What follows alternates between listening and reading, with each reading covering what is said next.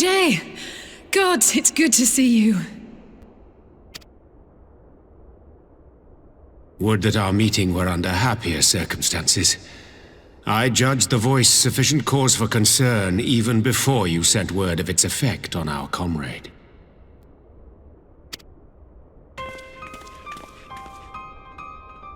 You heard it too, then?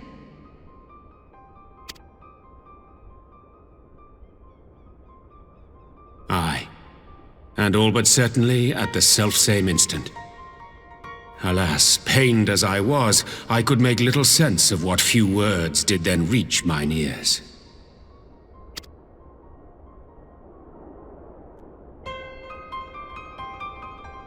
Who do you think is responsible? Could this be the Ascians doing?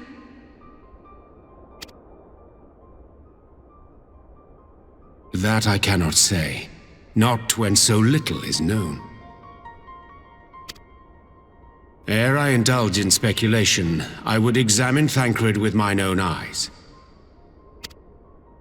To Alamigo, then, without further delay.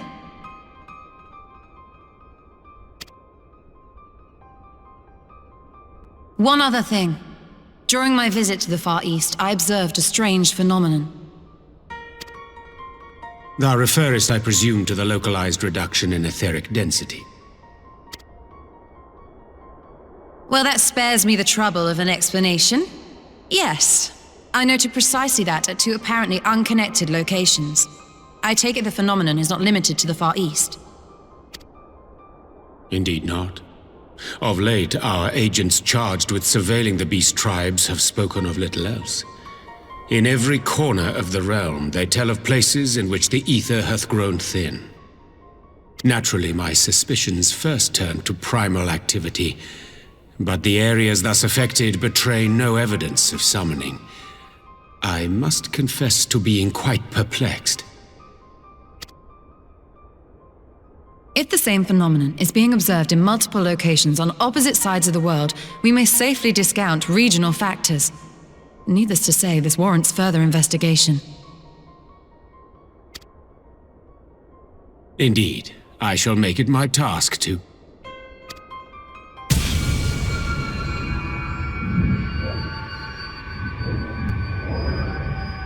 The voice. It calleth to me once more.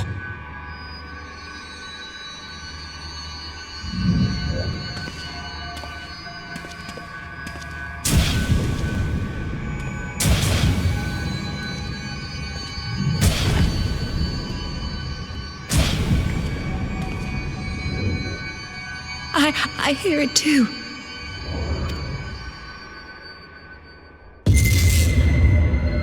Only you.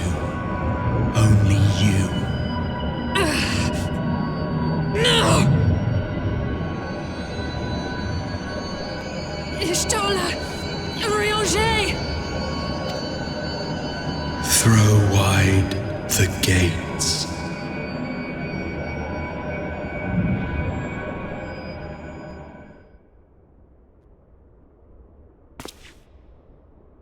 No! No, this can't be happening!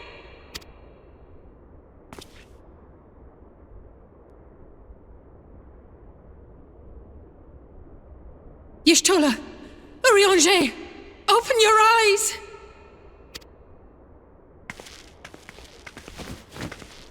Open your eyes, I beg you! Say something! Anything! Not again. Please, not again.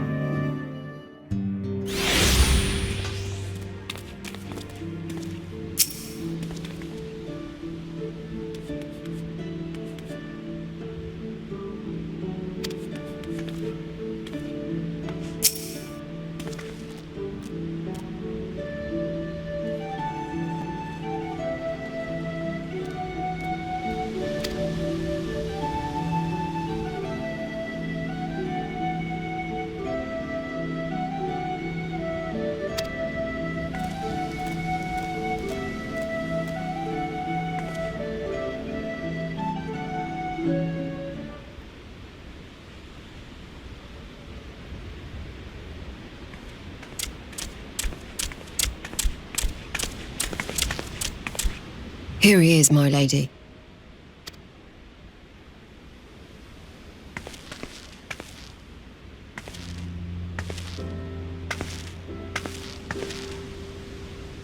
Gabu, it's been too long.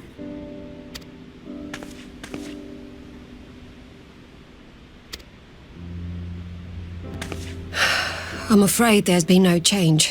If he can see or hear us, he has given no sign. I see. You're still fighting. I'm proud of you.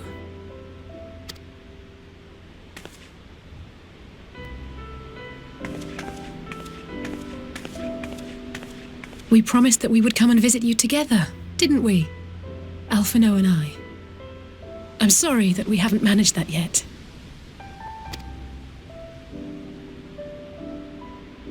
You know, with the three of us like this, does it not remind you of that night? Of the stars beyond count twinkling in the heavens? I was feeling pretty low back then. Powerless.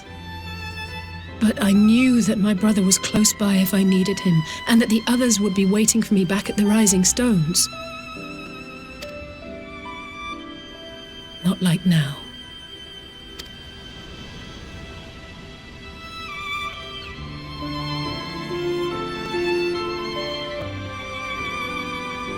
I've seen my share of trouble since coming to Eorzea. Been reminded again and again of my limitations, of how little I can change about this world. And I've come to know the sorrow of parting all too well.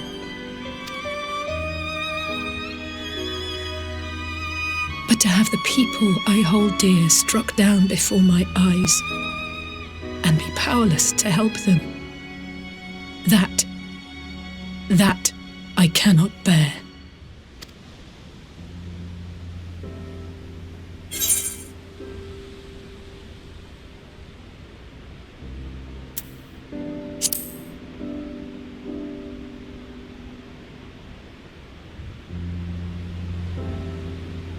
No, I don't, you're right. It's pure arrogance to imagine I can solve everything by myself. You'd think I'd have learned that by now. Thank you. I don't know what I'd do without you.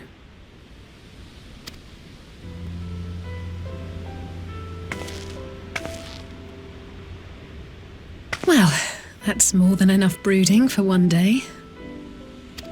Come on. We have friends to save.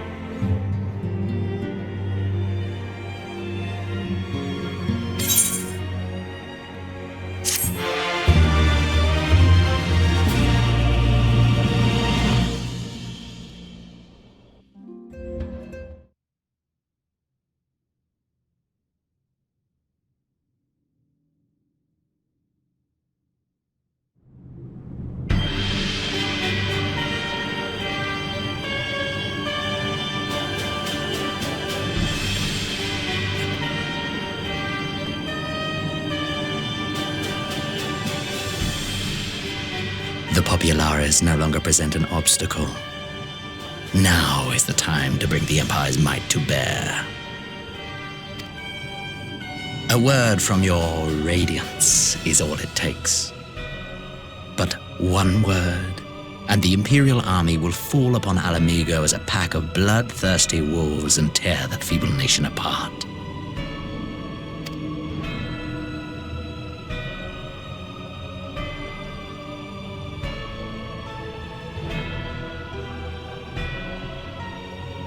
Have you no words for me?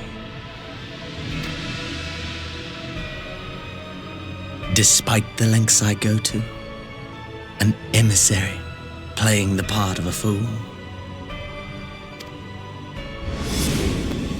When first I took this face, I swore to use all of my knowledge, all of my power, to further the cause of the Empire.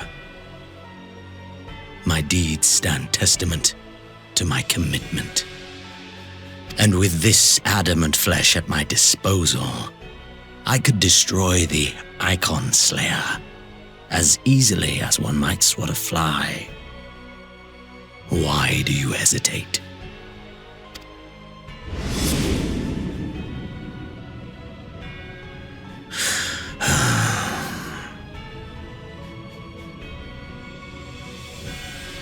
Our enemy is resourceful. Though victory is certain now, it will not remain so indefinitely. Deliberate if you must, but be quick about it. We'll speak again when you have unburdened yourself of doubt. Until then, I take my leave, Father.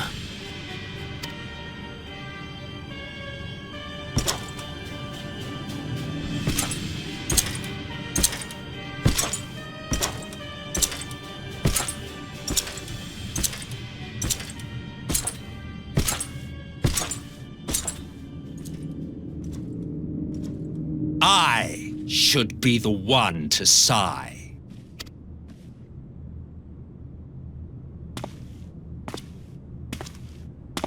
I played my part to perfection. I had earned my rest, and then, thanks to La Habrea's crowning act of idiocy, our favorite emissary sees fit to summon me back.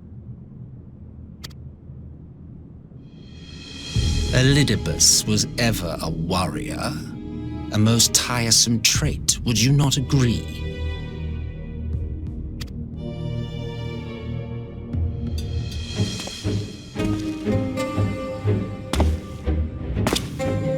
What? Have you no words for me either? No matter. I've long grown weary of this mummery. Now, my dearest grandson, let me remind you of your place in the simplest of terms.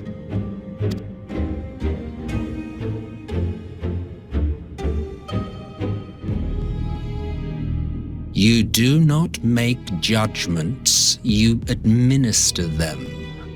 Swiftly and to the letter. Naught else is your concern. Elidibus may be an insufferable bore, but he is no fool. His choices as emissary seldom err.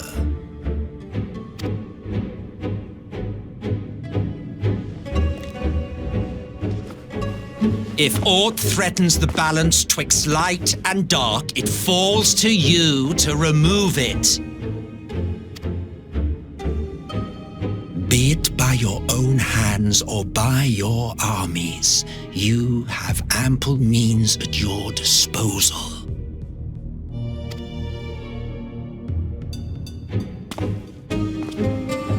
That is why this empire exists, why I built it. Oh dear, have I touched a nerve? You always were an easy one to read. I pity you, I do. As they say, ignorance is bliss. And I know how much happier you would be not knowing the things you know. The founding father was an Ascian, and he created the Empire solely for the purpose of sowing the seeds of chaos.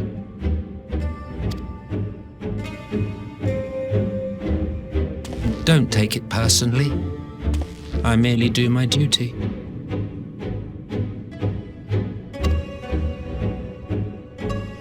To bring about a calamity requires no small amount of power, and there is no surer way to obtain such power than by collecting powerful pawns.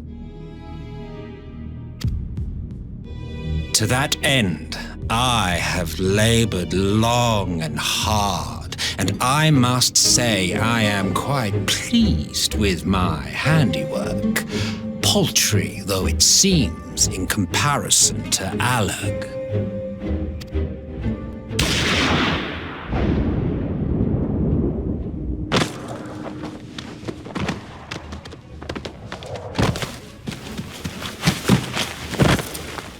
You fiends are overfond of your own voices.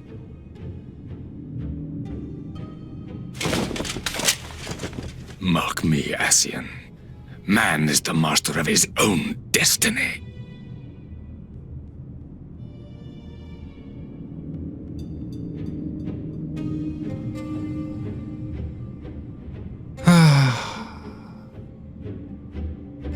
Such a waste of time and energy, both yours and mine.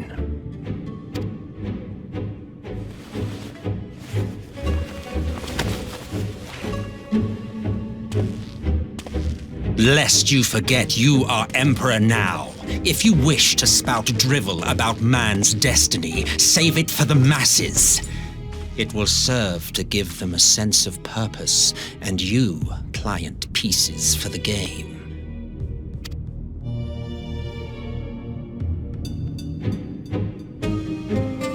Oh, do stop sulking, boy. You, of all people, should understand. Ours is a struggle to restore both mankind and the world to their rightful state.